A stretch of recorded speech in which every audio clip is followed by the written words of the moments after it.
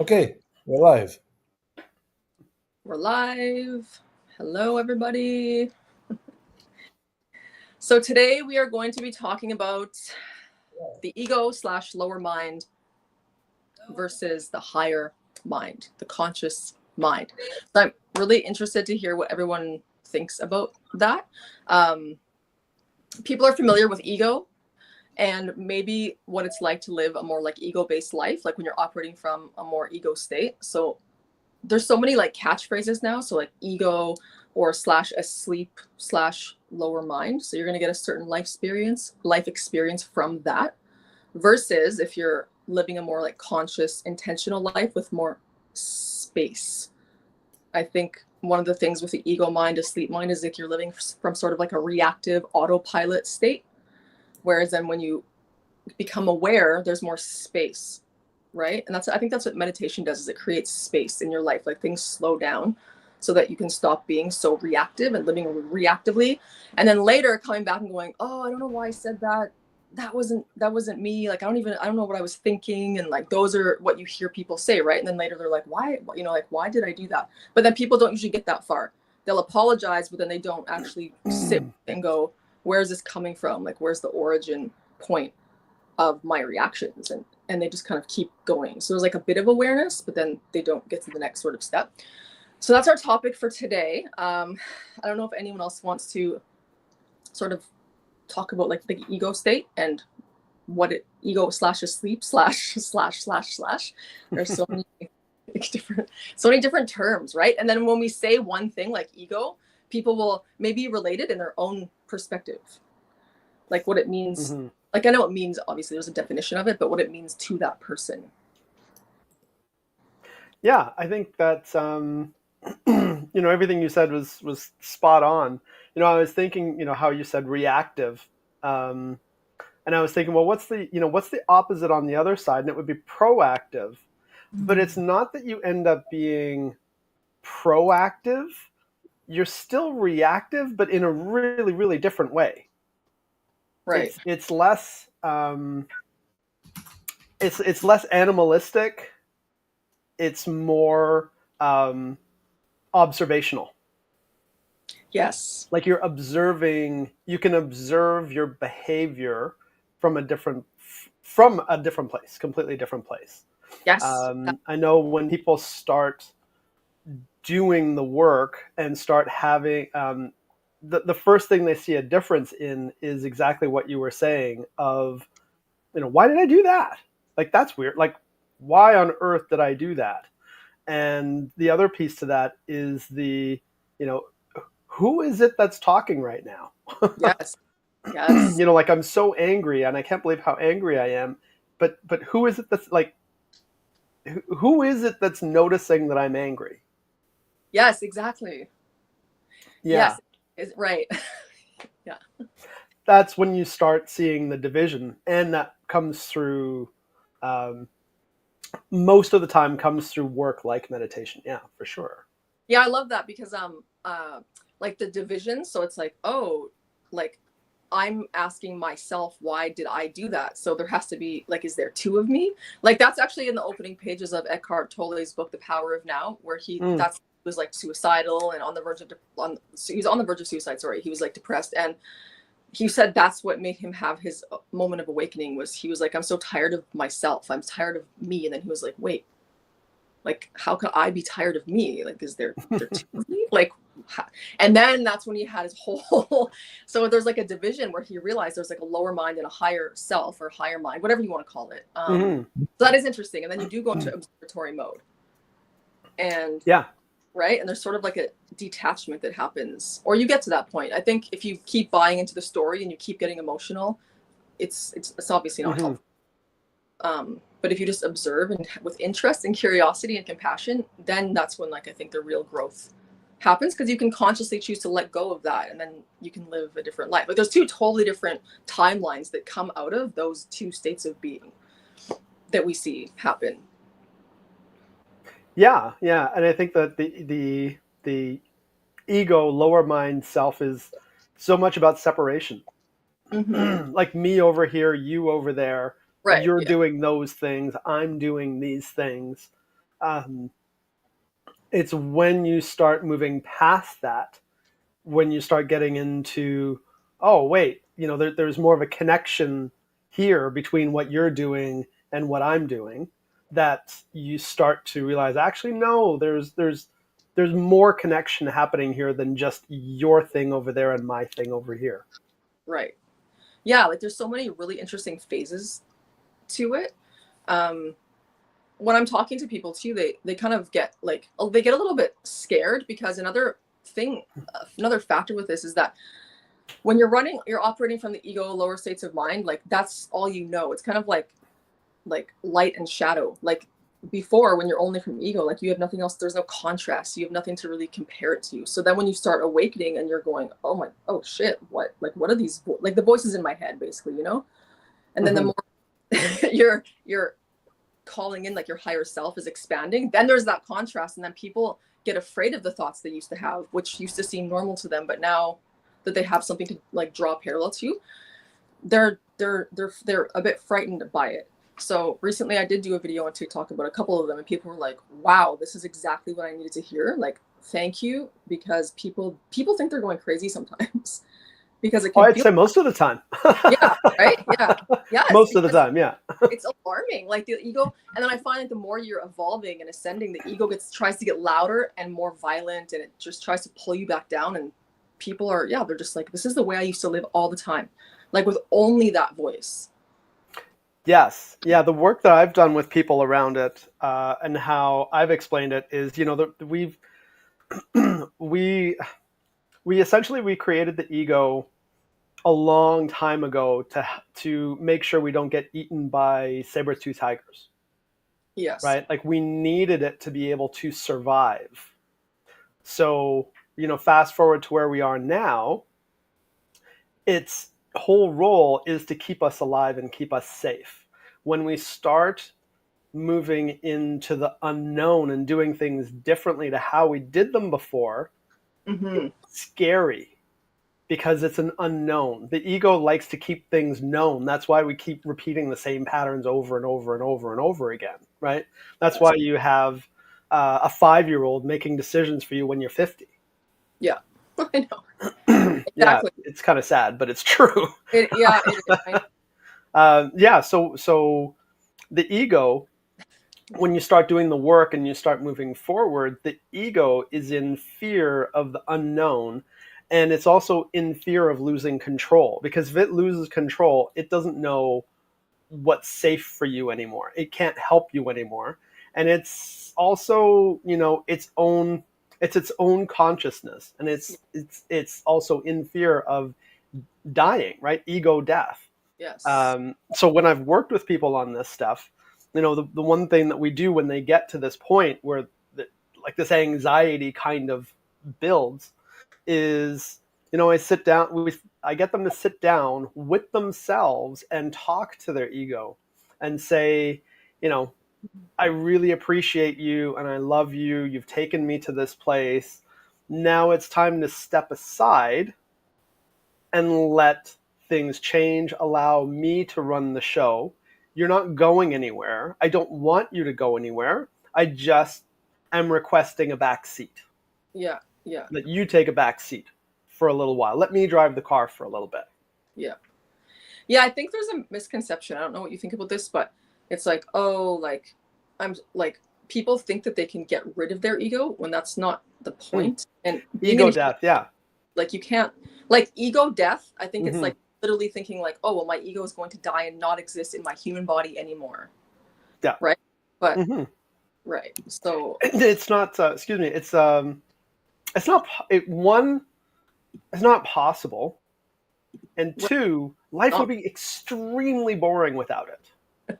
yeah, it's not the evil, like I try to say, like, don't like hate your ego, like it's what you were saying, like send it love and gratitude, like it's a part of our being in this body, it's part of being human, right? So Yeah, it's the color commentary in sports. That's the way that I look at it, right? Like it's that right, running thing in the background. I've caught myself so many times with these like random awful thoughts kick in. I'm like, where did that come from? Like, and I start laughing because yeah, like that's so absurd, I know, I've but laughed it's fun. Yes. Yeah, I've laughed a lot at it too because it is pretty crazy. It's like the more you don't, that's why I think maybe people would want to know, like, because I don't have the answer to this question. Because I am navigating through it like anybody else. Mm-hmm. I feel like it's louder, it's violent, it's negative, it's always there.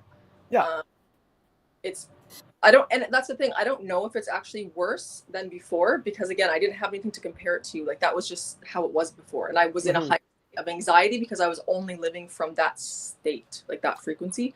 Yeah. But now there's the comparison, and I just say like, well, like I have to say affirmations all the time, like I'm safe, because sometimes it's really bad stuff that is trying to scare me actually, Yeah. like you know Yeah. like Yeah. something's gonna happen to you and your family, and it shows me pictures of like horrific car crashes and like my kids in it, and like mine actually really bad where, and if I'm having like an off moment, yeah, it actually sometimes I'm just like, okay, like I don't, because it's really real, Yeah. like it's real. So sometimes I don't laugh at it, and sometimes I do almost, and then I feel like, wow, that's the pull that it gets like a hold on you in like a weak moment, and it Mm-hmm. brings horrific shit you could possibly imagine. Mine does.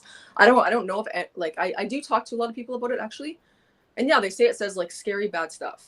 Mm-hmm. So then to navigate through that in a typical human life where like you're working like, not, you're in the matrix like 9 to 5 picking up the kids, like you don't have that this time space, and then you have your ego firing off, and it's just keeps you so like low. Yeah. Well, that's because you're crazy. Yeah, I know, right? Everyone's actually crazy on the It's just planet. because you're Come on. going crazy. You should be committed. Yeah. Um, And that you know. happens to people. Like the people we see talking on the street, they're having Yeah. a conversation with their higher mind. Yeah. At least, Let me interject here. Sure. Yeah, um, I think one of the first steps in personal development is the realization that there's a voice, and then there's a realization there are two voices, and then there's a realization, like Stuart said, well, who is observing the voices, and that's the third one, and then you may realize there's actually quite a few more voices. So the first step, once you realize the voice, and I'll take a phrase from A Course in Miracles. They call it the right mind versus the wrong mind. Now, when they say the right mind, I always think about the left mind. yeah. It's the right mind is the true, pure, honest, golden God self that you are, and the wrong mind is the program that we call ego. So imagine there's these two programs running, and you receiving and interacting with these two programs at the same time. Now, the wrong mind program, the ego program, which is the negative and the evil, and this guy's not driving fast enough, and all these negative commentary, and my kids are gonna get ruined, and all these things. That's a program. The moment you realize the program, you can start interacting with that program. You can ask it questions. You can tell it to set aside, and you can eventually, it takes practice, but you can eventually recognize that's this program, and it'll come up and up and up and up dozens of times a day. But at Yeah. some point, you consciously interact with it. You're gonna, you know what? It's like a nagging child. It's like, because it is the voice of the traumatic child, the child that suffered the trauma within you. You can tell, you're okay. You're safe. You're with me. You can say whatever you want. I'll take care of you, but I'm the boss. Yeah. Yeah. And Mhm. Yeah, that's exactly. the first step to recognize and interact with that wounded child, which we call the ego. And the ego is, like Stuart said, there's a lot of we need it for physical survival, but it kind of like, it's a program that always wants to grow and control everything around it.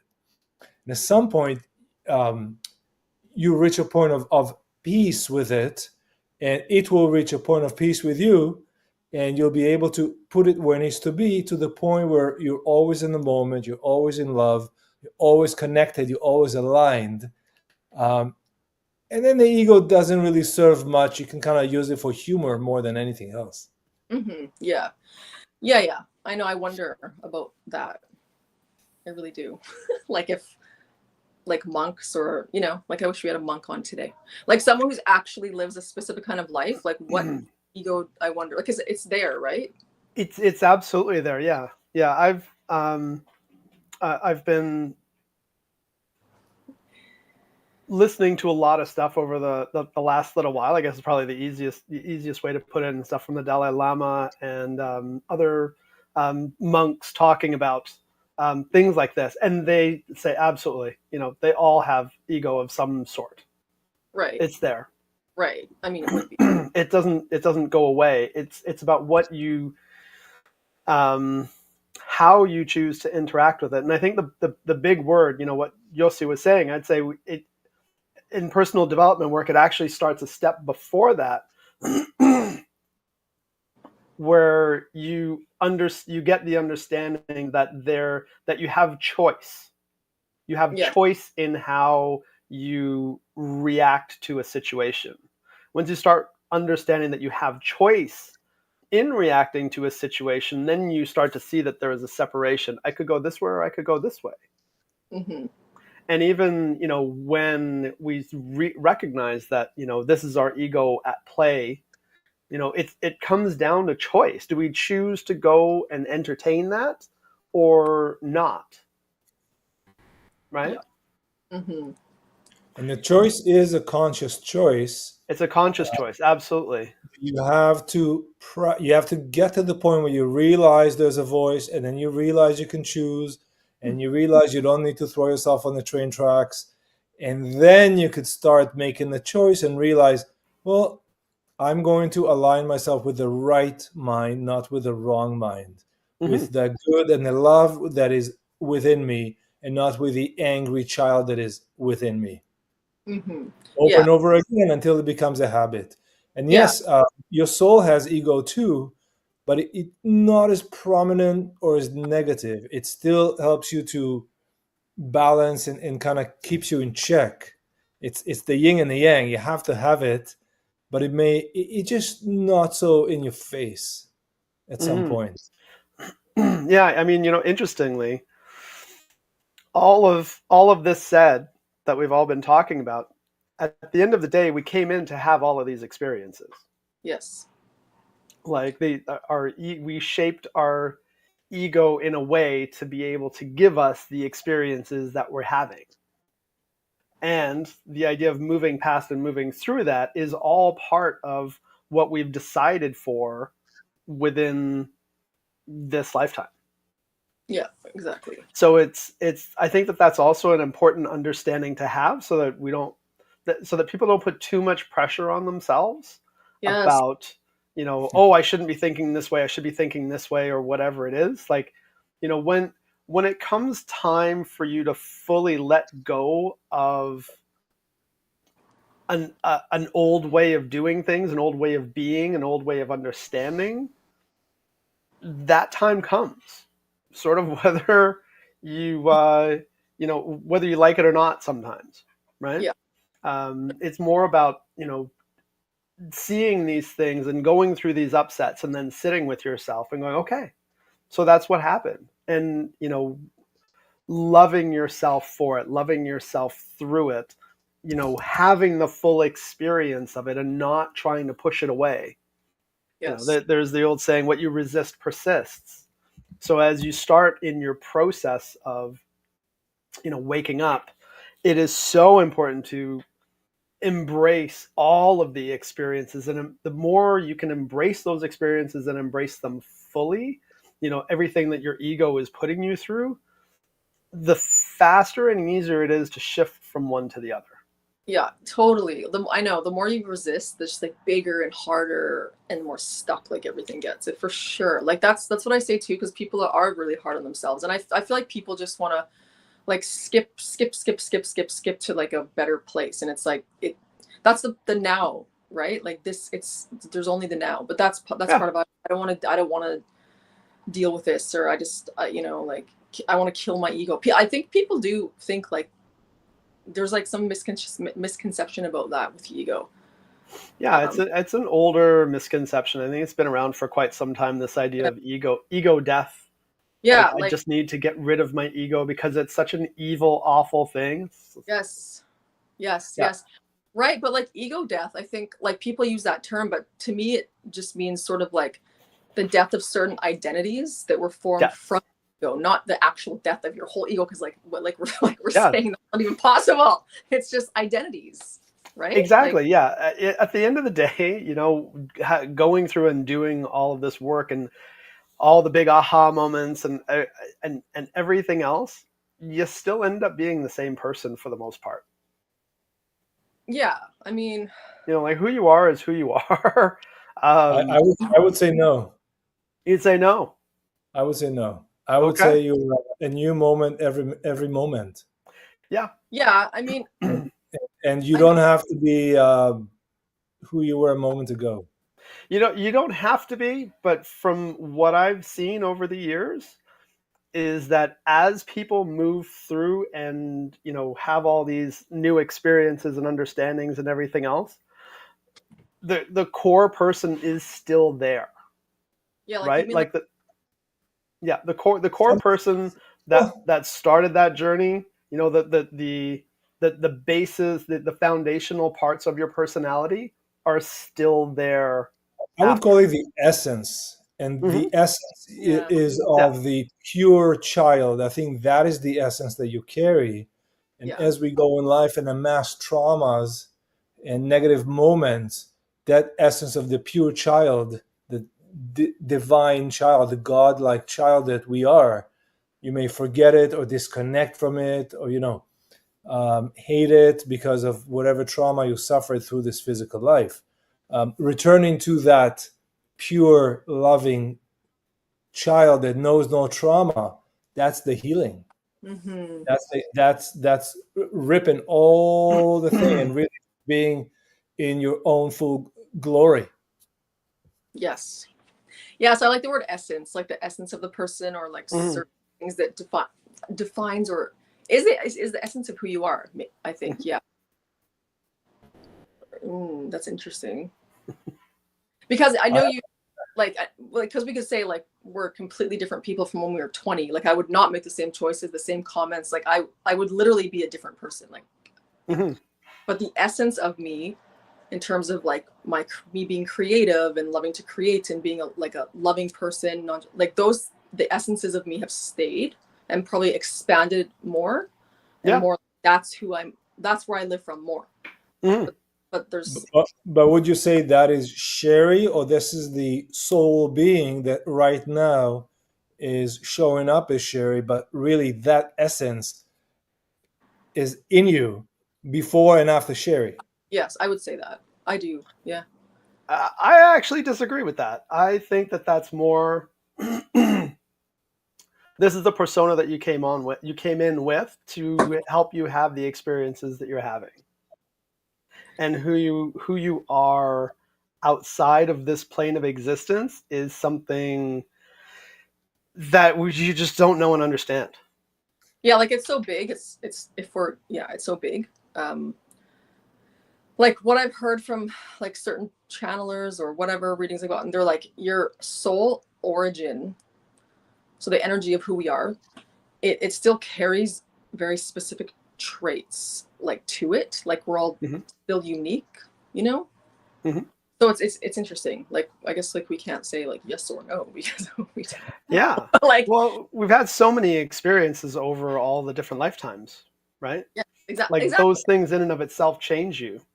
Yes. When you go back to a place where you have memory of all of it, like it is completely different because you're not looking at things from such a small, micro, limited level that there's so much more that you actually have access to in terms of understanding that it's just very different. I really think that we're totally different on the other side. Yeah, well, of course we would be totally different, like for sure. And I feel like it's so difficult to explain it like in human words as well. Like there's no we can't conceptualize it at all. So, but yeah, I just think it's possible for people to change into a different person. But they still, of course, it's still them, but they still have certain attributes that they've carried. But it's like when you meet someone and you're like, wow, you're completely different person. Like, I don't even know who you are. Like, not in a bad way, but it's just, they're so completely different that,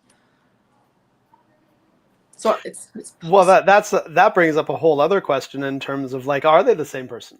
Yeah, I was just thinking. Yeah. Or are they a walk-in, right? Yeah, sometimes that is the case, could be the case, right? Where you actually feel a completely different person because you are. Yeah. Yeah, just to take it is literally a different consciousness that's in your body. Yeah. Yeah, that's a whole other, I know. That's a whole other topic. So some of the past life experiences that I've had, it has been, I was a completely different person, different personality, different essence, different everything. Yeah. Yeah. With any relation to the current known as Stuart? None. In some of them, yeah, and some of them I'm very happy that there is zero relation. Yes. Yes. Yeah. Yes. There's a couple that when I had the experience, it traumatized me in this life. Right, I know. Yeah. Like concerning, like wow, that's I know, not it's okay. actually not even beneficial sometimes to know about our past lives unless we some can of them, yeah. think like some of them it's because not especially back like I just because not most of them were like violent in those times, even more bad. Nothing good really happened. It was like there's no point unless some people are interested. Of course, it's interesting, but yeah. Well, I'd say that we're if we've had many incarnations on this planet, we've all been violent murderers at some point. Yeah. Like it's It's taking the whole conversation in a different direction. Yes. But yes. It takes one to know one.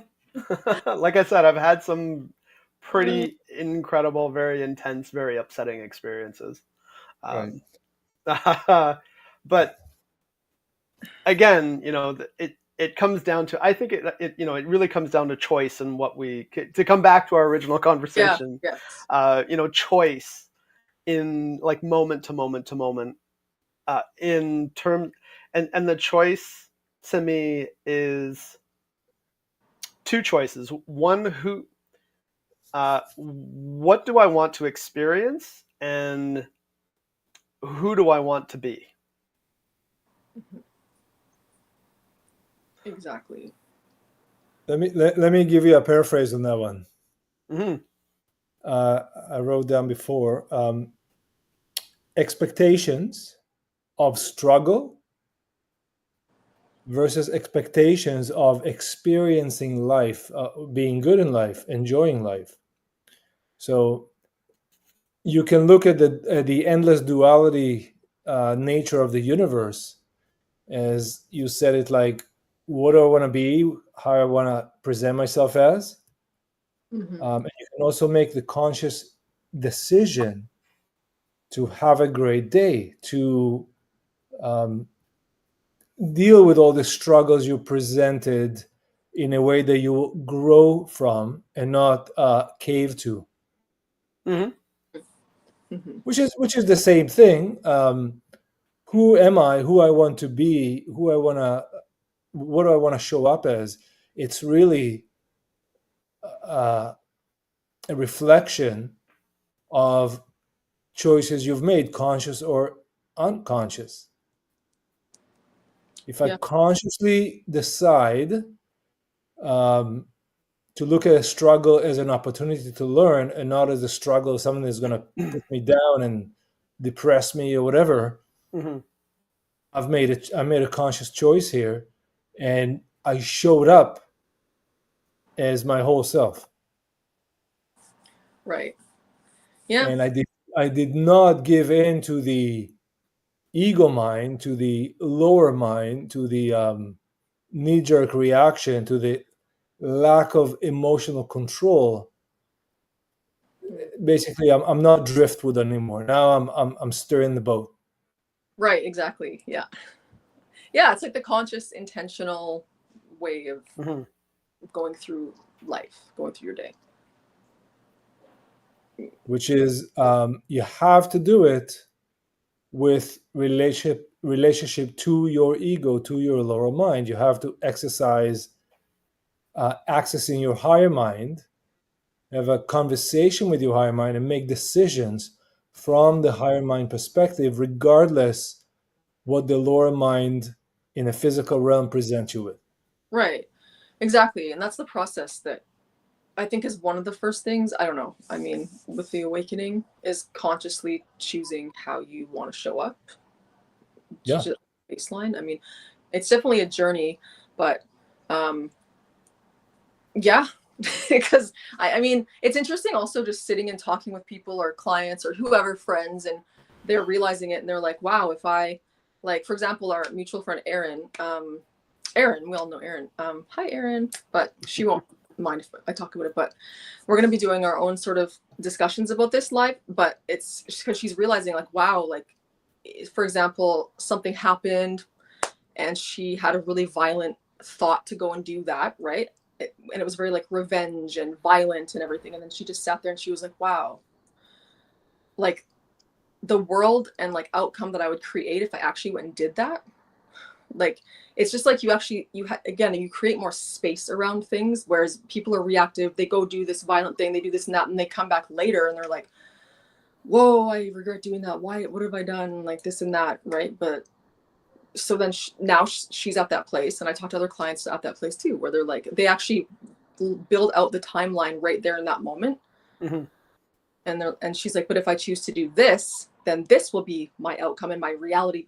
Reality is a better word. If I choose this one, my reality will be this: more destructive, more negative, physical harm, like this and this. And then this higher timeline, this higher reality that came from this conscious choice is going to be XYZ. It's like, no, I choose that one. And then the more I find, the more like farther along you get, the more that becomes more rapid, like that you can see it, both timelines just so fast. And then you can consciously choose, like Yossi was saying, sort of. It's like the Matrix. With Neo, it's like everything slows down to speed up a little bit. And you just... It is the Matrix. It is. It actually is. I know. Yeah, it's like, do you choose to be vengeful or do you choose to be loving? Yeah. Exactly. And if you say it out loud, like that actually helps people too. It's like, yeah. They're like, okay, well, choose it vocally then and say, I'm going to choose to do something really like vengeful right now. I'm going to own that. And it's harder to do stuff like that when you're actually saying it and taking accountability for it. Mm-hmm. But yeah, that's the conscious way. Yeah, and you can even feel it in your body too, right? Like your body. It's coming from a completely different place. Yes, that's such a good point. I know your body, because your body feels like it'll tighten. Yeah. Stressed and like yeah. Right. Yeah, exactly. Test your body. Yeah, it'll absolutely tighten up when you start thinking about those types of thoughts. Your body will absolutely tighten up. And then when you say I choose, in terms of ways of being, I choose to be love. How does that feel in your body? Right. Which one do you like feeling better in your body? Because it's immediate. It's immediate for sure. Yeah. And one might feel foreign, like, oh yeah, I choose to feel love, like people maybe that can be very foreign for people. Yeah, like discomfort, like even vulnerable, because they're like, well, does that mean, like they might feel vulnerable with it. And then the ego kicks back in, going, yeah, but this sucks. Yeah, exactly.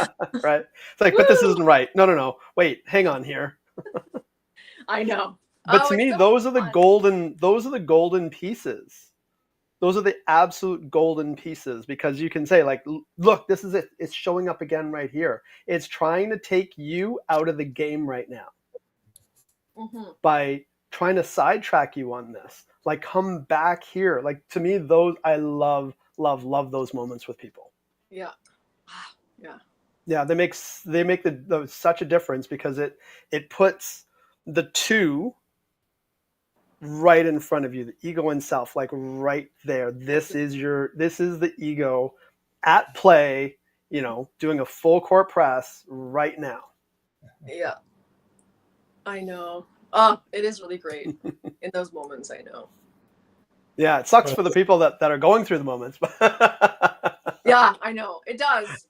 But hey, at least they're It's a good thing though. Yeah. It's absolutely a good thing. Yeah. They're becoming aware. I know. Yeah. It is. Let's do a round of summary. Okay. Sherri, you want to start? A summary. Your perspective on the topic. My perspective on the topic. I mean, it's one of my favorite topics at this time. I think because there needs to be so much clarity around what it is, because we're going through like a mass ascension right now on the planet. So when I put those like test videos out and I saw there's such a big reaction, and people like, so I guess like the summary is that people don't really understand what's going on, but they know something is going on. Mm-hmm. So I would just say, and what I said is like what Stuart said, it's such compassion for yourself. And then what Yossi had said, or Yosef had said, was like, it's living in the now moment, right? And like not trying to skip. You can't skip through it. Like you have to do the work. And I think who said this, but maybe it was Gabby Bernstein, but she said sometimes pain is the destination. Like we're not always meant to be feeling super exuberantly happy, you know. And it's not to say you have to feel like shit all the time, but it's just like, this is why we're here to evolve. It's gonna get tough sometimes. It's a tough journey here. It's just, that's what it is. It is what it is, right? We're here, but we're doing it. So I would say it's understanding that something actually is happening. Like you're not crazy, you're just ascending, like all those memes and all those like things. Yeah, so going easy on yourself, understanding that there even is, I just think there needs to be more education on it, honestly. Like what the lower voice is, that like the lower frequencies, like pain, like suffering and fear and jealousy and hatred and greed, and like basically what the kind of planet, how the planet has been historically, has been coming from that frequency. So when people realize, oh wow, I'm part of that when I'm on that wavelength, like that's what you're evolving. So you're trying to now like break free from that and tap into something bigger that's beyond you. So I would just start with those two, just the awareness of it, period. Some people don't need it, but a lot of people really do.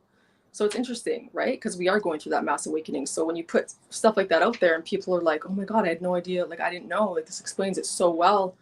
That's where, you know, amazingly, it's pretty amazing. Like it's happening. So like we're evolving as a species. So we just need more love and patience and acceptance with ourselves, and just to educate ourselves on what's happening. Very good. Yeah, patience and acceptance of ourselves and where we're at moment to moment to moment. Mm-hmm. I think is really important. Not putting too much pressure on getting things right or getting to a particular destination in a particular time frame. Yeah. Because that actually all comes back to ego. Yeah.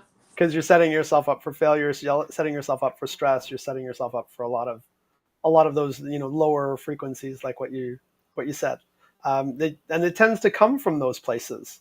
Like, I need to be here by this time. This is my expectation. Like, well, you know, it's not gonna work that way. You know, that old phrase of if you want to make God laugh, tell him your plans. Yeah. Right? Yeah. It doesn't work that way. Oh boy. So I'd say my summary on it is choice, moment to moment to moment, choosing which one you want to go with. You know, ego or self, moment to moment to moment, right? Head or heart. Yes. Even easier than higher, lower, ego, self, head or heart. Which one do you want to go with? I love that. Yeah, and that's like every moment is where you want to get to. Yeah. You know. Yeah. Yep. I agree. Nice. I would. Fantastic, guys. I would say align yourself. So it's a conscious choice, but it's also a heart choice to be in alignment. And when you lose the alignment, just get back there. Align with the moment, align with your day, align with what you are doing and what you want to be doing, where you want to be. If you want to be somewhere or go somewhere, align yourself with that moment which you're aspiring to have, and just immerse yourself in where you want to be, it becomes your now. It becomes your moment.